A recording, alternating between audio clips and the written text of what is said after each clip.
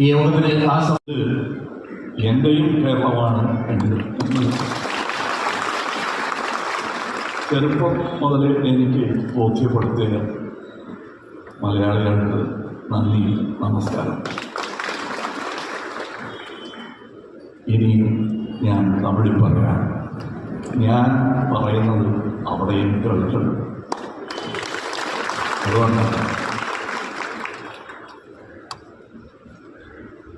இன்று தெற்கு தேய்கிறது என்றெல்லாம் புலம்பிக் கொண்டிருக்காமல் தெற்கை உதாரணமாக காட்டிக்கொண்டிருக்கும் முக்கிய தலைவர்கள் மூலமானவர் விஜயனவர் வேண்டியது என் கடமையாகவே நினைக்கிறேன். சித்தாந்தங்கள் எவ்வாறு